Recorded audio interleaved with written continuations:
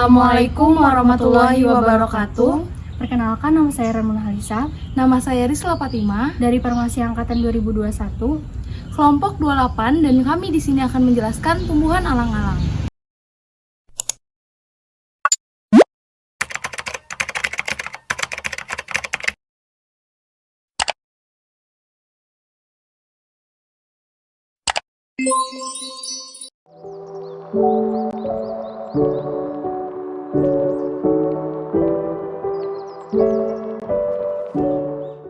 Lahan basah atau wetland adalah wilayah-wilayah di mana tanahnya jenuh dengan air, baik bersifat permanen atau musiman.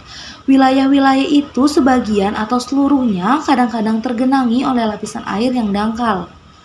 Macam-macam jenis lahan basah dibedakan menjadi dua, yaitu lahan basah alami dan lahan basah buatan. Lahan basah alami meliputi rawa-rawa, hutan gambut, tepian sungai, dan lain-lain, sedangkan lahan basah buatan meliputi waduk, sawah, saluran irigasi, dan kolam. Lahan basah dikenal sebagai area dengan kondisi tanah yang cukup subur dan memiliki banyak manfaat, seperti sebagai habitat hewan dan tumbuhan, yang dimana keterkaitannya dengan farmasi yaitu kita dapat mengetahui dan mengeksplor tumbuhan-tumbuhan yang berkhasiat obat di lahan basah.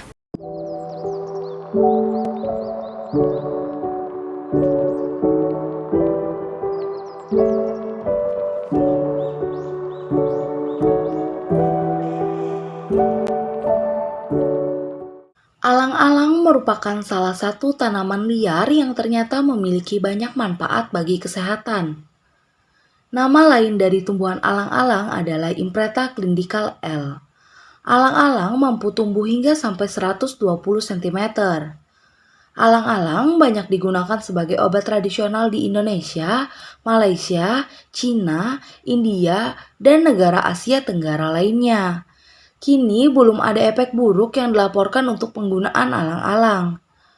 Bagian dari alang-alang yang biasanya dikonsumsi adalah batangnya yang masih muda dan juga rimpangnya. Cara mengkonsumsi alang-alang dengan merebus rimpang alang-alang selama 30 menit, kemudian diminum air rebusannya setengah gelas 3 kali sehari. Rimpang alang-alang mengandung matinol, glukosa, sakarosa, asam malik, asam sitrat, tanin, polifenol, flavonoid, dan berbagai zat lainnya. Karena kandungan tersebutlah, rimpang alang-alang dikenal memiliki rasa yang manis dan juga menyegarkan. Alang-alang juga sering digunakan sebagai bahan alami dalam minuman penyegar untuk meredakan panas dalam.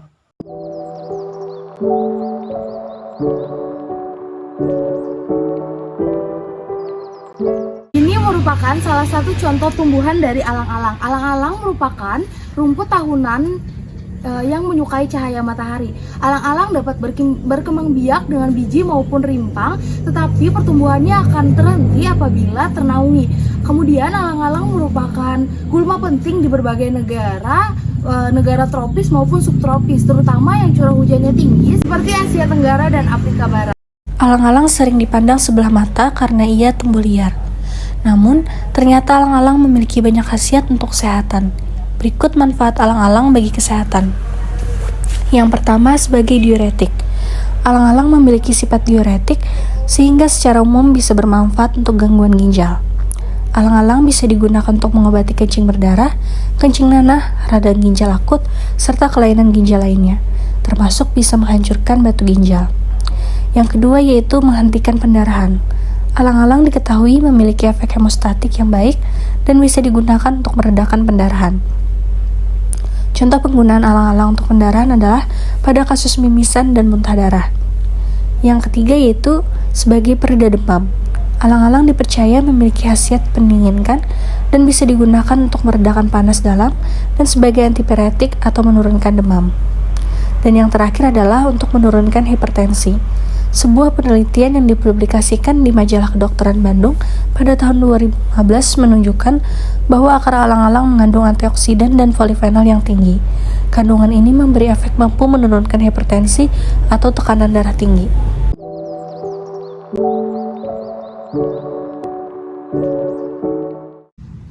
Ini adalah contoh dari alang-alang. Alang-alang mempunyai kebutuhan unsur hara yang rendah sehingga dapat tumbuh baik di tempat rawa maupun tanah yang berpasir. Alang-alang suka tanah-tanah yang cukup subur, banyak disinari matahari maupun cukup teduh, di tempat yang kering maupun di lahan yang basah. Alang-alang tidak menyukai lahan-lahan yang gersang dan banyak bebatuan.